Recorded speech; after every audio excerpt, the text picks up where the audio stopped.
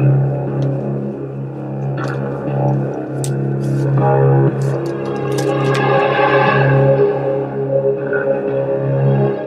to another edition of the Paranormal Zone. I'm your co-host, Tom Spitalere. We have Melissa with us tonight. Thank you, Melissa. So, you're welcome. The Paranormal Zone is set up to talk about paranormal, UFO, cryptids, and anything that goes bump into the night. I've done this talk before on New Hampshire cryptids and New England cryptids in general, and cryptids mean Bigfoot and everything else under the sun.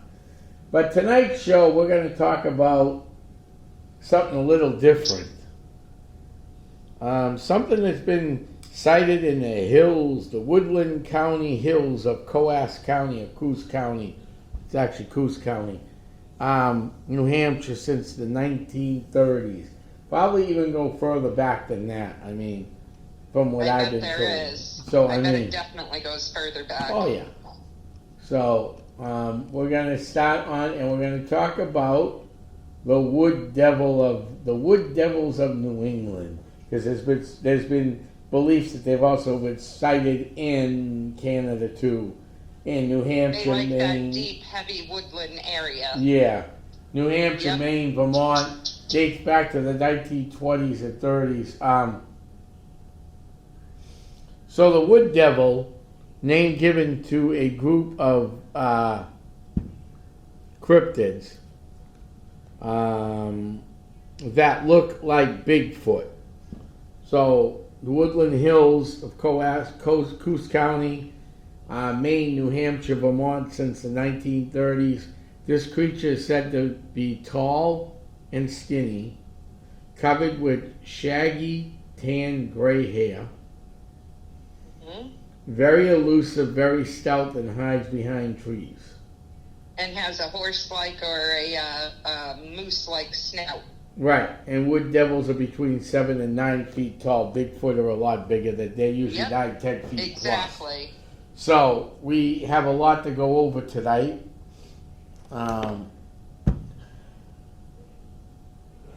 So without further ado, let's get into it. I will tell you this: I've been studying cryptids as long as I've been studying the paranormal, and I've yet to run into a wood devil that I know of. How about you, Melissa? I haven't, but I wonder if this is because as the more I'm reading their behaviors, it sounds like we thought Bigfoot was the hide and seek champion. It sounds like wood devils are, because they are known to use trees and whatever for cover, and they will stand still, perfectly still, to blend in with the surroundings and not move until the coast is clear. Right. And they have blood-curdling screams. They also hide better than Emperor Palpatine did. Who? Oh, that's one of those Star Wars references. Sorry, Melissa. Okay, so you're going to lose me on every Star Wars reference, unless you're talking about Princess Leia. So real quick. Star Wars? No, real quick. Emperor Palpatine was killed in Return of the Jedi by Anakin Skywalker when Anakin turned back from my brother Darth was Vader. into all of those, Right. not me. So when Darth Vader turned good after he was Darth Vader, turned back to Anakin Skywalker, he threw Emperor Palpatine into a basically a big the center of the Death Star, which powered the Death Star and blew up the Death Star from within and all this. The origins. This totally makes sense too. But not only does it go back, like you said, way before the 1920s, because it's been in Native American folklore for probably hundreds of years, but then the loggers have stories too, because up there was used for a whole lot of logging. Right, and logging was very dangerous. People died, people saw things, people didn't know what was going on. Absolutely. In fact, I got a friend of mine. They used to own a logging. They lived in where'd they live? Wait a minute. Shelburne, New Hampshire. Okay. Just in case you want, right at the foot of the trail that goes down through the Rocky Mountains. The trail up there. What's that called? Everybody gets lost on that trail, sometimes dies. Goes right through the Rockies. The Appalachian Right. Trail. The Appalachian, yep. Goes Yeah. all the way up and all Goes the way all down. the way Yep. up. That house was an old logging house. It had burials on the property. It was haunted. Well, it could be a bed and breakfast if someone wanted to turn it into, but it's really way up in northern New Yep, Hampshire. it is. Yep. It's right outside- Like you said, it borders Maine, Yeah. Canada, New Hampshire. Right. Where this house is, it's about 5 minutes from the Shelburne Birches, the famous birches of Shelburne. You can still see the old postcards where there's nothing but birch trees on both sides of the road on the Amascog River up there. So Okay. it's out in the middle of nowhere, nonetheless. Not a place for a bed and breakfast. I mean, it could be, but this was a logging camp, and let me tell you, full of energy. And in the area I where these believe it. wood devils would be.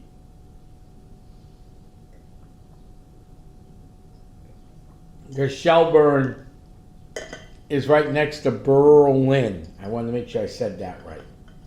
Because the people of Berlin, New Hampshire, don't like to be called Berlin, like Germany. Right. It's Berlin. So, with that said, these creatures are real interesting. I mean, let's get back to the creatures, really. Absolutely. They're similar to Sasquatch, but they're smaller. Okay, I said that. Oh, and there's one I'm reading too about the transcript from an interview where two men were out in the woods and they were searching, tracking and looking for things, and they were actually looking for the wood devil, and they saw it. And it was a raggedy-looking creature, really tall, gray in color, long face, and all of a sudden he hears a rifle shot. His friend tried to shoot him. Mm-hmm. Next thing you know, the creature is running off into the woods with screeching. Right. And it's super, super, like you said, about 8 foot tall, horse-like face, and large took off feet. kind of screaming. So who knows? Maybe he did accidentally hit it. Large feet, large hands, long claws. They have long claws too. Yeah. Well, they need to if they survive on bugs or whatever, right? To get Right. into the bark if they can't get an animal, or to rip into a smaller animal, or. And they also have the characteristics of a skunk ape. Very strong, unpleasant odor. Odor. Yeah. But doesn't Bigfoot also have supposedly like can release Well, a pretty yes. unpleasant odor? Yes, and depending on where you live with Bigfoot, it's got different names. In Florida, they're called skunk apes. Up here, they're called Bigfoot. In Alaska, they're called oh God, what was that bumble called in Rudolph? The snow beast. They're known as a snow beast up in the snowy areas. Yes. It's totally. Isn't that terrible? It's totally slipping the Yeti. The Yeti. So I mean, these things Yeti. I'm like, why can't I think of it? These things are the same thing. So, long hairy dates back to the 1930s, especially in Coas County, the largest, most remote area in the state. Name of the wood devil may have originated from lumberjacks who warned in the areas in the late 30s. Some other names are the Indian devil, the Mcdermott, that's the Native American name, Carcajo, Carcajo, Quicktaw, skunk bear, and their names reflect the creature's ferocity and cunning stealth and smell. Oh, nasty cat too. I can't see that though because, I mean, these things look nothing like a cat. That's nothing like a cat from the drawings I'm seeing. No. That people have pulled up. So, 1942, a hunter named George. I think you just talked. Yeah, he shot and wounded a wood devil at Dixville Notch. Oh, there you go. Yeah. So that must must be the same one I was talking The about. creature then. was about 8 feet tall, weighed about 400 pounds. He followed the blood trail for a while, but lost it in the thick brush. Oh, George Lavoie in 1948. Tall, hairy creature standing behind a tree near his hunting camp. He described it as having a horse-like face with gray hair, and he fired his rifle and missed, but found a large footprints near the he tree. did. Yeah. And what were the footprints similar to like a Bigfoot, or were they? They were different? smaller, but they were big. They were bigger than the human foot. Right. So that's interesting. And then the guy who, oh, wait a minute, that's not the same guy. Got it, Tom? I gotta watch what I say. Robert Goulet, Yes. not the singer who sang The Impossible Dream. To live the impossible dream, not him, no. No. Another not him. Robert Goulet. But I can play that on the piano, though. Yeah.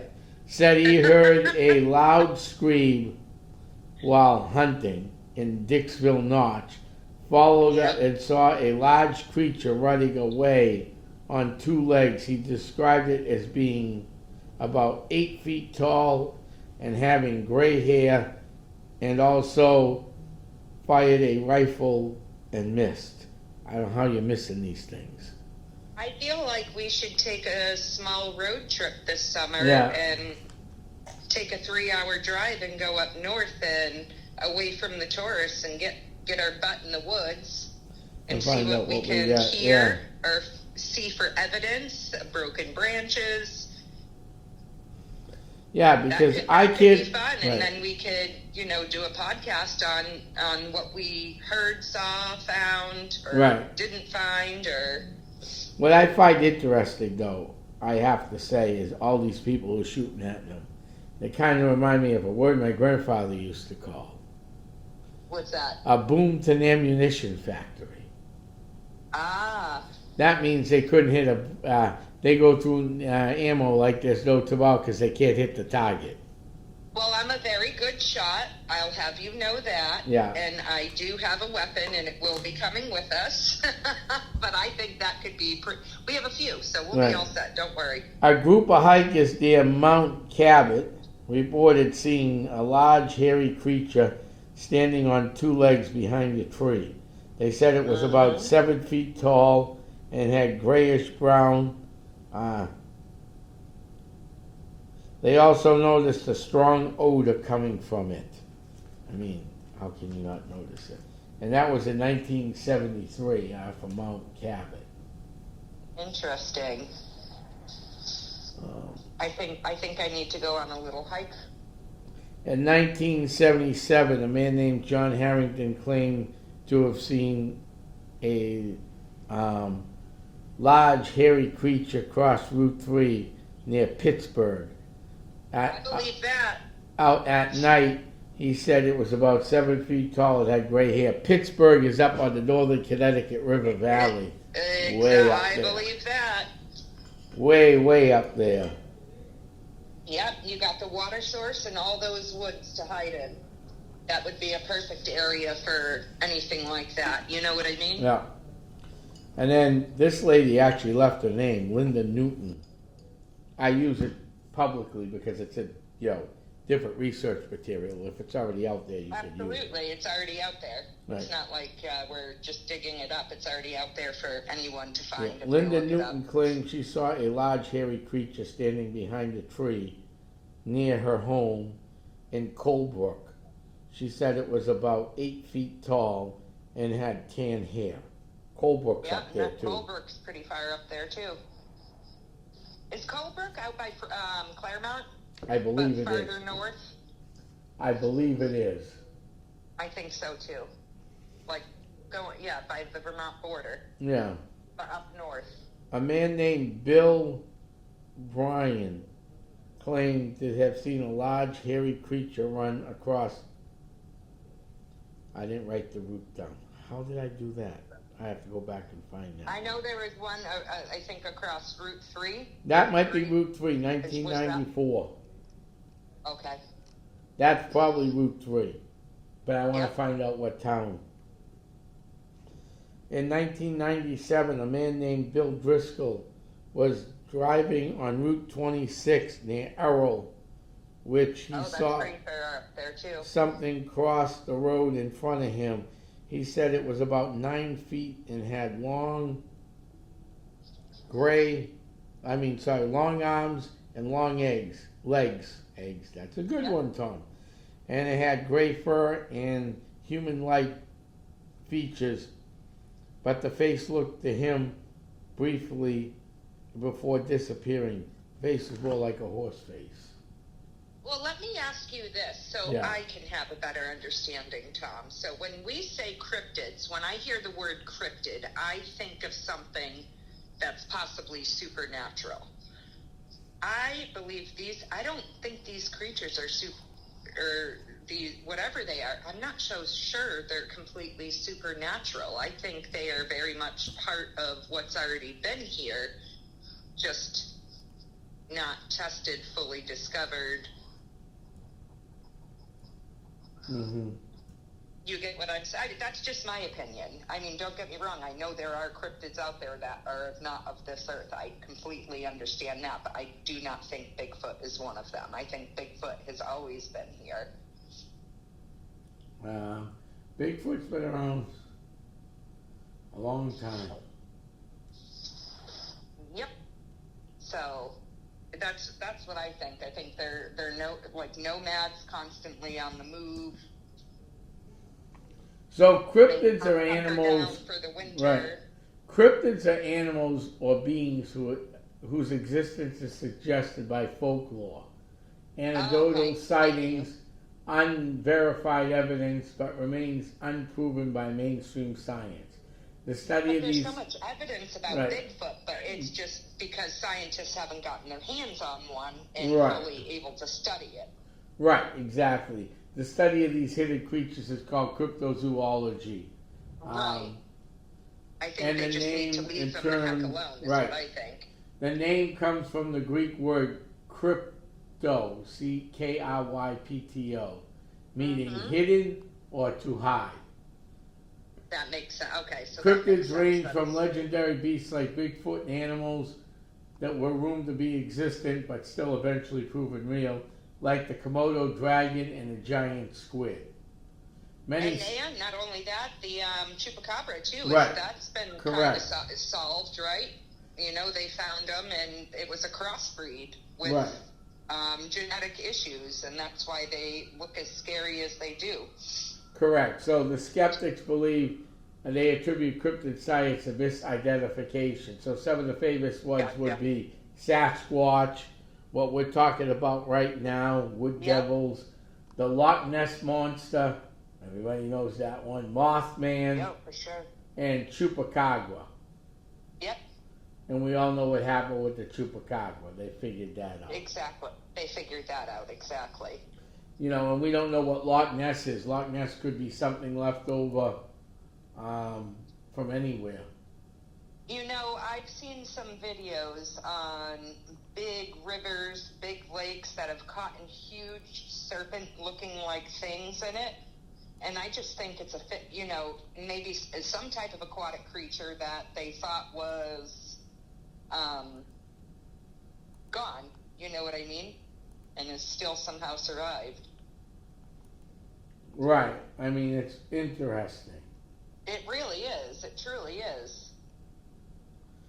Um, And Loch Ness goes so deep, it's hard to get sonar down there to the depths. You know what I mean? right. Like the ocean. Like we know not even a third of what's in the ocean? Correct. Just like we know a third of what's in the sky. So anything and everything's possible. That it is. I mean, that it is. Oh, hold on 1 second. There we go. Okay. All right. And then Evan Lichforsky and his former wife Edith were hiking the Dummer Pond Trail. The trail is located off of Nash Stream Road. The couple were up at sunrise and they went and saw this dark figure loom suddenly in front of them. It was tall, slim, hairy figurine running down the path and disappeared. Wow. Lichenist, the family didn't realize what they saw was a wood devil or his imagination. So they weren't sure what they saw. That was back in 2000. Wow. And then November 15, 2004, at 5 a.m. in the morning, two men were heading back to their hunting spot when they heard a high-pitched yelp,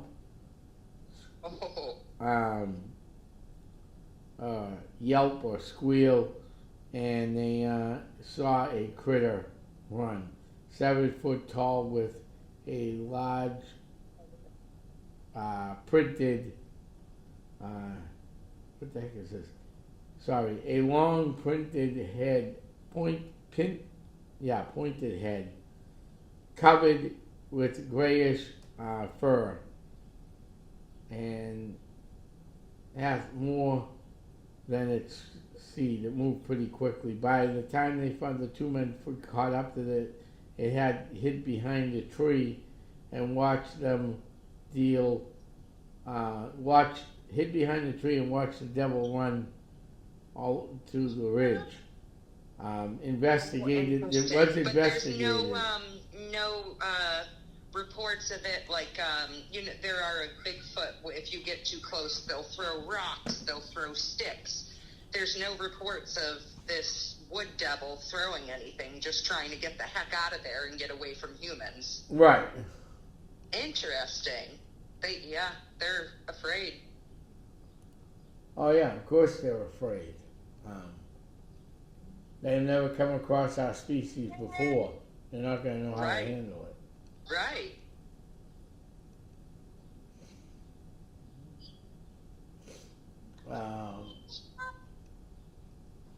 The origins of the legend is early 20th century. Reports becoming more frequent in the 30s and 40s. It was during this time lumberjacks working in rural forests of New Hampshire began to share stories with other strange encounters and unexplained phenomena. These tales passed down through generations, laid the foundation that would become one of New England's most enduring cryptid legends. So we've had all these type of things going on here. Yeah.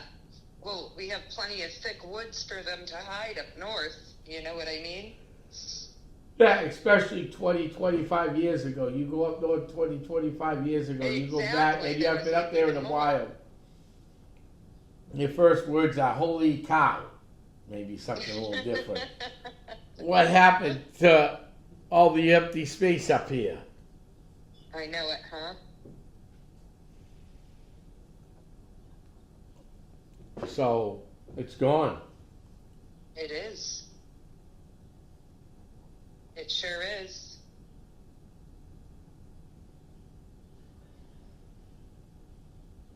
A lot of it is. And then that logging town, too, that was in the valley that got washed out and all those people died.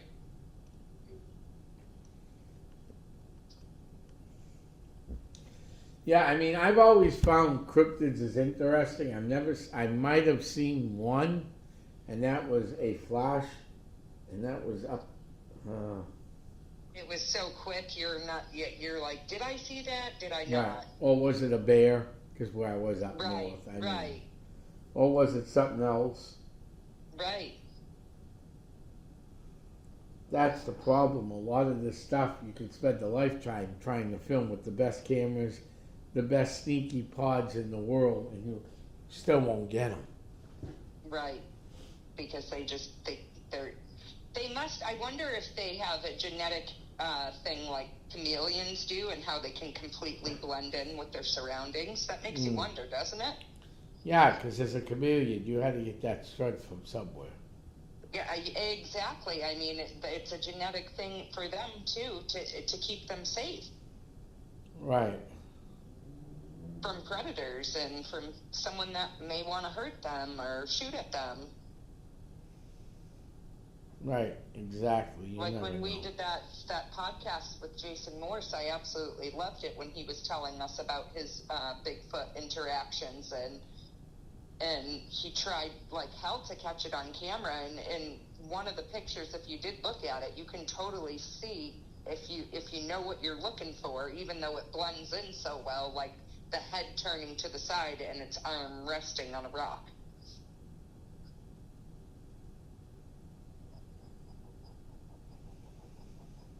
So it's, it is interesting.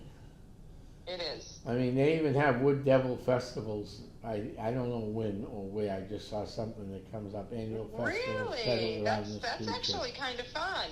Yeah, I mean, because when you go up there, there's open space all over the place.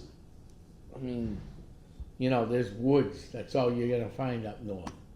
Woods, Exactly. woods, and more woods. Let me see. Yep, it is centuries-old indigenous and cultural celebration featuring hand-carved wooden devil masks. Isn't that fun? Yes, That that sounds would like be fun. fun. No, that would be fun to do. Yeah.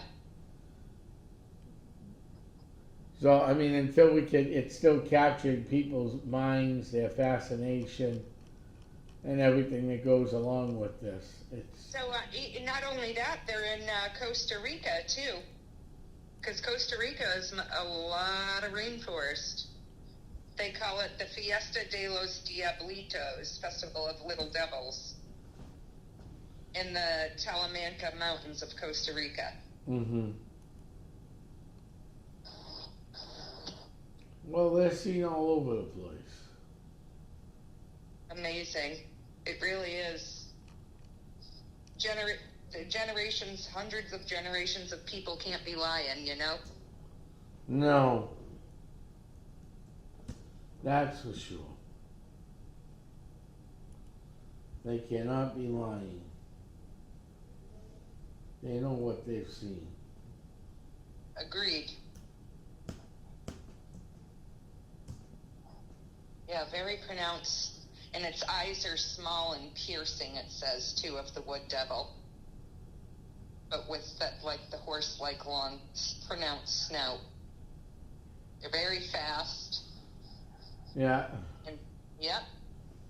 And they can perfectly camouflage against the bark of the trees. So that has led many people to believe that they have walked right past it without even realizing. Oh, that can happen.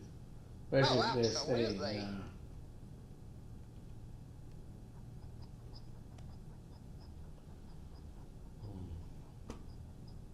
Yeah. No, that happens a lot. I mean, there's one in the Appalachian Trail. Big surprise. I know a lot of hikers do that trail, and that is just one trail I'm going to stay off of. You do not know whether it's bad people or whatever you're going to encounter out there. I think I'm more afraid of the scary people than I am the cryptids. But Yeah, that makes sense.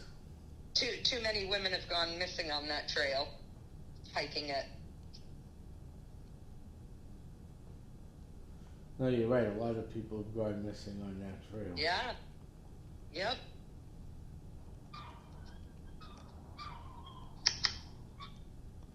But yeah, I would pretty much. Oh, what's this?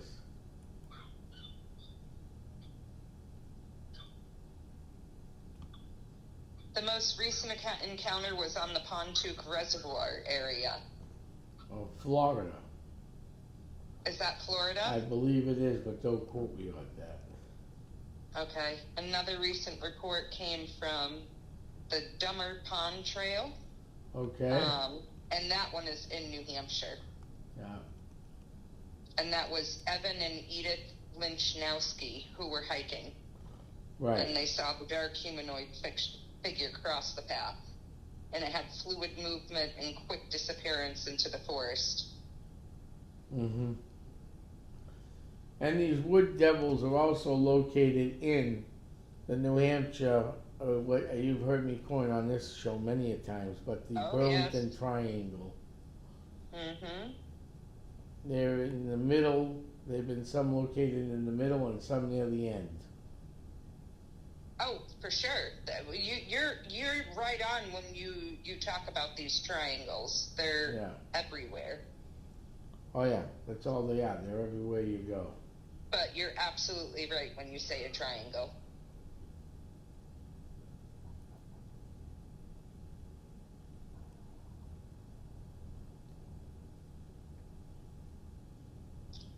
And that's pretty much where we're at this point. But they are everywhere to be found.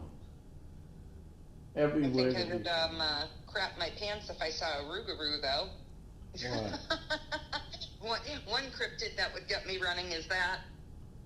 A rougarou. Did I do it? Basically werewolf. Oh, yes. I don't think there's been any sighted in... Not up here, no. It's down south. Yeah. Yeah, I didn't think they were sighted around here. Nope. Well, let me know if you're up for a little hike. We don't have to go like crazy up hills or anything like that, but we can go into a deep forest. Yeah. I mean, that'll be Get your compass out, take some pictures. Right. And find out what's floating around up there. Yeah, I agree. I think that would be fantastic. It's one thing to talk about it for our listeners. Now let's go investigate it, Right. So up near the Appalachian Trail, Bigfoot so our listeners know, Bigfoot has black hair, sometimes brown, or white hair. Sometimes brown or a mix.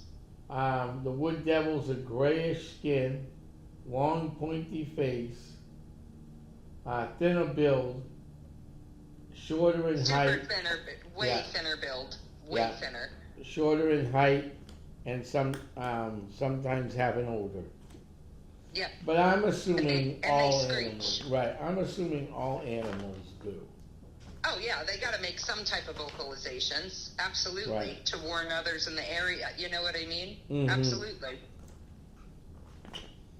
No, I mean that's why you have to wonder what is out there. Definitely makes me want to go explore. Mm-hmm. I love being in the woods anyways. I find it very peaceful. Hold on 1 second. Let's see something here.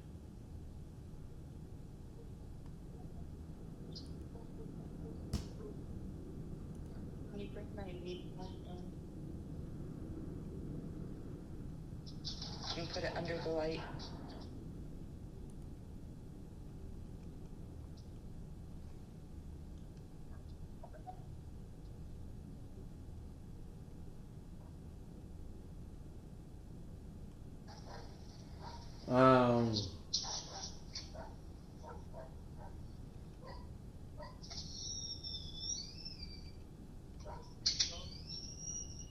What you looking for?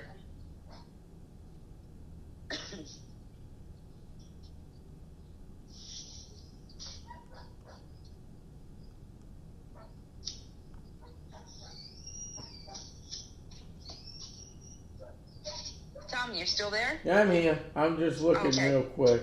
So there's been no sightings in Massachusetts, according to my files. I was just looking over some files. Not even out in the Berkshires or that way, Western Mass? No.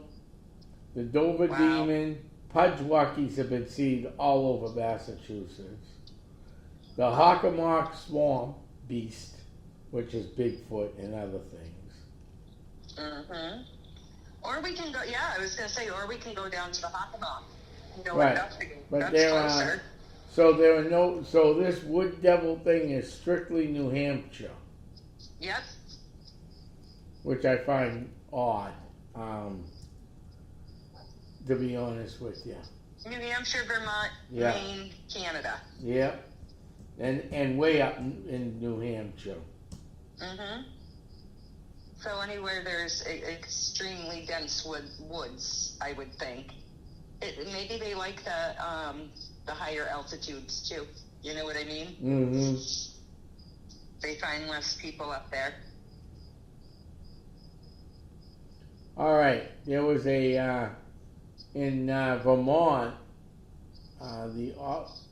in Richford, Vermont, there was a flying tree dwelling that was spotted.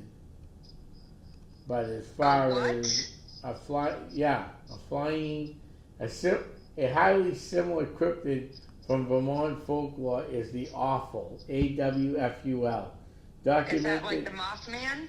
Documented in Richford, Vermont, this tall flying tree dwelling monster was historically reported to terrorize sawmill workers, farmers, and townspeople. Oh my gosh. No thanks. He's saying, get out of my territory. This is mine. Yeah. That's what he's saying. No, you can't build here or I'm going to terrorize you. Wow. That one I've never heard of either. Yeah, that one showed up out of nowhere. That's kind of creepy. How far up into Vermont is that? I don't even know, to be honest with you. Because I have to go to Rutland in July, so, and that's like the middle of the state, but if we went a little farther north. Mm-hmm. But yeah, basically that's the animals telling them to get out of there. Well, you know, Jesse and I are going to be doing a hike in Vermont anyway this year, pretty far up into Maine, in Vermont, where my dad used to go hunting. Because it's for me. I want to see where, you know, all those years he left in November. Every year he went hunting with all the boys from the family. It's for me. You know what I mean? Right. But we can absolutely explore those woods and see if we see any out of place branches or. You know what I'm saying? And take some pictures, and you never know. No, you don't know. You never know what you're going to find out there. Exactly. So that's on our list for this summer. One of these days is I want to hike that mountain and see where my dad loved so much. But there were no girls allowed. It was a boys thing, you know? Right. So I'm going to finally check it out. But yeah, no, this is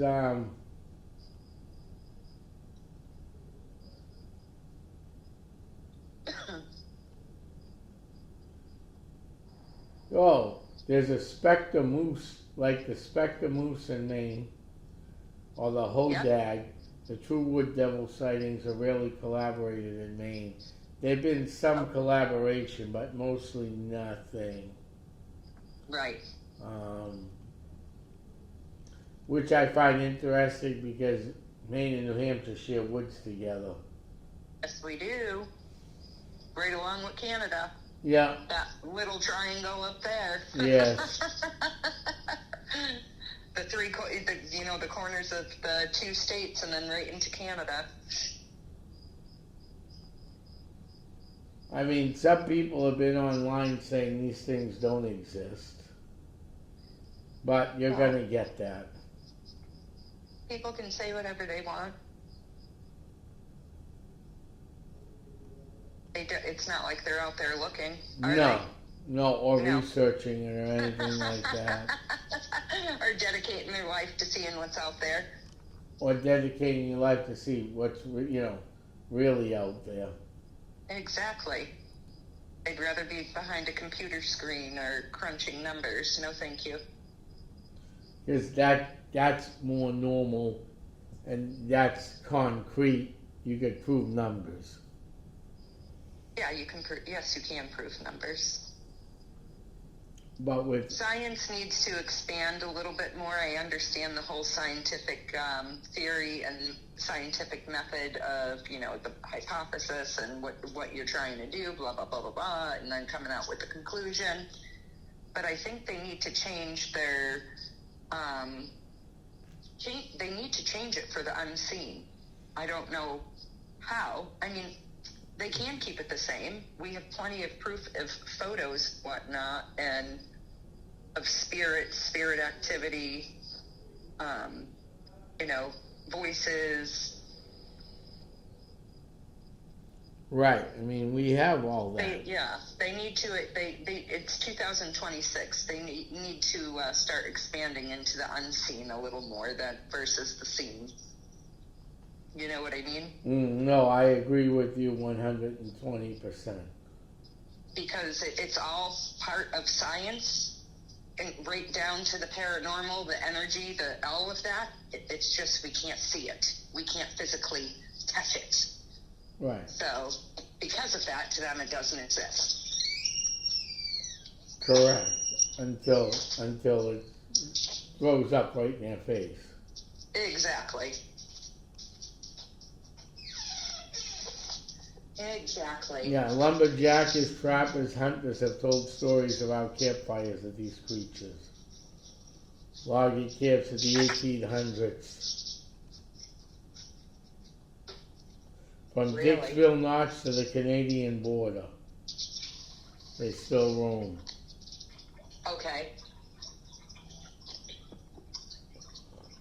And they may never be found. Or they may. Melissa, you there? I am. Okay. Yeah, you never know what's going to be found because the woods of Coas County are so deep. They are, people not from this area. I mean, this is the White Mountain State.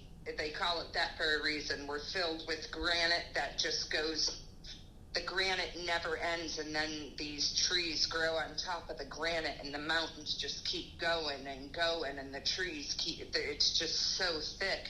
Right. I highly suggest, unless you are an outdoors person, do not go out there unprepared. Do not do that. Make sure you have your compass. Make sure you have food, water. Warmth, yeah. And know how to build a fire or stuff to build a fire in case you need to, and how to make some type of structure in case you need to spend a night or two. Bring enough food with you. Bring a knife. Bring lights. There's so much you need to. You can't just go out there and go, I'm gonna go find this wood devil, or I'm gonna go find Bigfoot, or whoever. You got to be prepared, or you're gonna get yourself into some trouble that you may not be able to get out of. Correct. And trust me, you'll get yourself in trouble out there. And if you make it out alive, guess what? If you weren't properly prepared, the state of New Hampshire makes you pay for your rescue. And we're talking about tens and tens and tens of thousands of dollars for our listeners. Right. I think the last rescue I heard, that the person wasn't prepared, got charged $35,000. Yeah. And you can avoid that by just getting one of those $20 a day beepers. Now, you have one of those and you get lost, you don't get charged. People are like, exactly. Why not? Because they don't have, I mean, yes, if you break your leg high up on a ridge, they may have to send out a lot of people. You gotta get carried down. Right. But as long as you're prepared, they usually do not charge you. No, because that's an accident. Accidents happen. Right. And that thing goes off. It warns them where it is. It gives you their exact. Now, they still may have to bring the helicopter in, which is very expensive, and extra bodies to help you down. But at least they know where they're going. And the helicopters aren't flying around for 2 or 3 days looking for you. Exactly. Exactly. Be smart about it. Don't be stupid.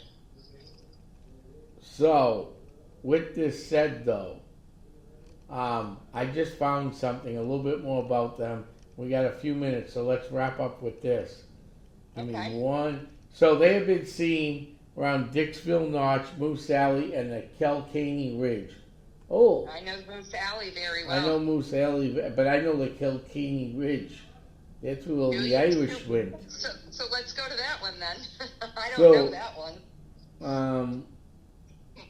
A man in 1994, I didn't talk about this one, A man on the Androscoggin River claimed what looked like a man covered in ash-colored fur crouching beside the water. When he noticed him, it stood at full height, at least 8 feet tall, and stepped backwards to the tree line without making a sound. The man said it was like watching a smoke vanish. In October 2001, another one up near Pittsburgh found it on his trail camera destroyed. The SD card was cracked but partially readable. One image showed what appeared to be a tall gray figure peering from behind a pine. Did he upload it? The photo went viral.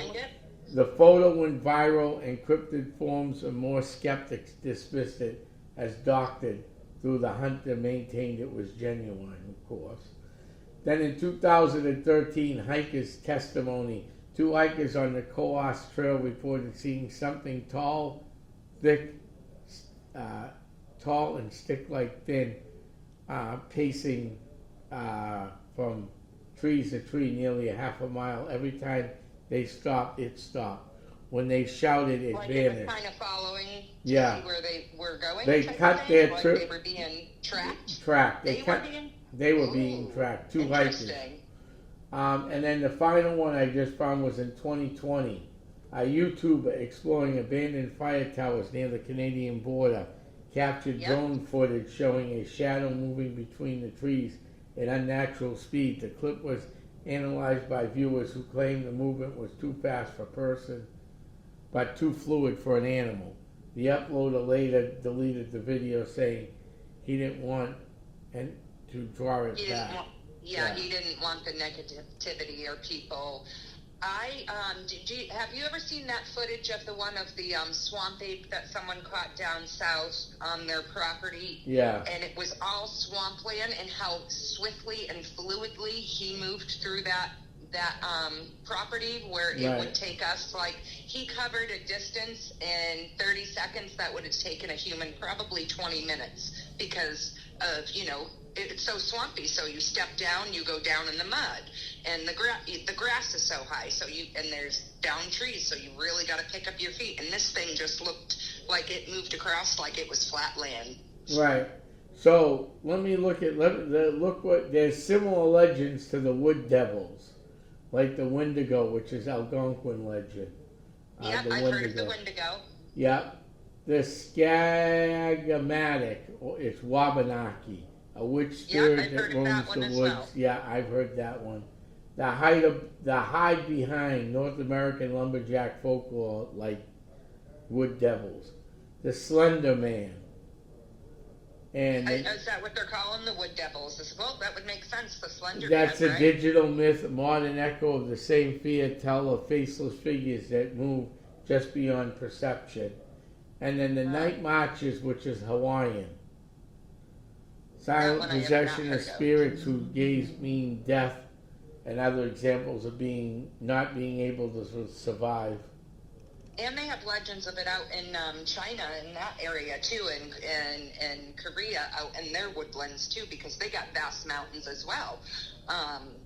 So this is literally every ethnic background you can think of. These stories have been being told for years. God knows how long. They've been told for years. And we continue to tell them and relive them. So if you're heading to the North Woods, then I would suggest be prepared, enjoy, be safe. Enjoy, be safe, and always carry a firearm if you can, because you never know if you're going to come across a very angry mama bear and you have to protect yourself, or a mountain lion. Right, you never know. There's a lot that we have in the New Hampshire woods that people don't know about. You know what I mean? Mm-hmm. So just be prepared, and be prepared if you have to protect yourself to do what you got to do. But stay on. Don't go off the beaten path. That's when you get into trouble. Yes, that's when you could get into a lot of trouble. Unless you know what you are doing and you are a survivalist and know how to survive outdoors. Right, then do it. But if you don't, make sure you Don't go do with it. people. Don't do it because it's not easy out there.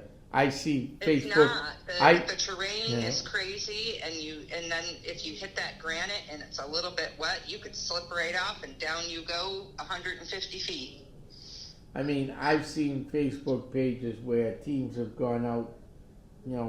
Let's, we'll just quickly go over this to end this show about safety. They want to go Yes. looking for Bigfoot. They want to go looking for the wood devil. They want to go investigate the Hockomock Swamp. Okay. Yep. Well, let me just warn you. Hockomock Swamp has got quick mud. It's got venomous snakes in there. Not that you can die, but if you don't get the help right away. Water moccasins. Big snakes have been sighted in there because people get those When cute. they get too big Yeah. at home, people dump them, just Right. like they do around here. Yes. Yep. Look at that cute boa. They're so cute. Oh, so cute, my butt. Right, and then they're getting too big. Oh, we don't want to, we can't afford it anymore. So let's go dump it out in the woods where they have no natural enemies and they just keep eating everything right. And then and they growing. breed and they take over like they're doing in Florida, and now they're paying you to kill them. Right. What was it about, babe? 12 years ago, right? About not even a mile away from us, Tom, on Doors Pond. Mm-hmm. Somebody had a baby alligator. Got too big for the house, and they put it in Doors Pond. Wow. And I don't know how big they found it. Wildlife and Rescue, because it's not a big pond, it's not huge, but they found it and got him out. But he was pretty good size by the time they got him out. Yeah, that's a little ridiculous. Yep. I mean, so you got to be smart and safe. And I always say, bring a backpack with a first aid kit. Yes. If you don't have a license, you can still go out in the woods. Bring a survival. Rainproof stuff. Yeah, bring some rainproof gear, boots, clothes that you can easily switch out. And I don't mean Bug repellent. bug repellent. And always a good survival knife. That'll handle always. everything That else. is so huge. Either some type of machete or a good survival knife that you can cut and whittle with, and Right, that would have fire and some type of spark fire starting equipment. Which, by the way, you can get the matches that even if you get them wet, they still work. right. But if you want to make your own fire starter kit at home, you can get some twine. Get some hay, get some leaves, anything that's dry. Anything that's dry will Bring light some up quick. bring some flint with you too. You can buy that. You can That's get flint. cheap. Yep. But you can make your Flint own. and cotton too, just regular cotton and Yeah. flint. Give you start at the old school Boy Scout way. Yeah, I mean, and that you can store in a container so it stays dry. Exactly. You could buy them already done, or you could get get it if you have cats at home. Keep a couple cat containers. Make sure you find the lid for it that will fit over it, and make your fire starting kit in the cat containers. That's actually not a bad idea at all, because you have a dry area even if the ground is wet. Right, To you start don't. a fire. Right, That's you don't actually need. a great idea, Tom. Right, you don't need. I've taken all those courses. You don't need, to go out to some, store in Maine or New Hampshire and buy a very expensive fire starting kit. No. You can make those at your own home without a problem. Agreed. Parachute cord, you want to make sure you have that. That's good up to 5,000 pounds of pressure. So you're not lugging big, thick, heavy ropes, unless you're going mountain climbing. But if you're just going out in the woods, you take one of those with you. It's a very good idea. A first aid kit can be used to help you even start a fire. Because all that cotton gauze in there, as long as it's dry, will light up like a matchstick. That's right.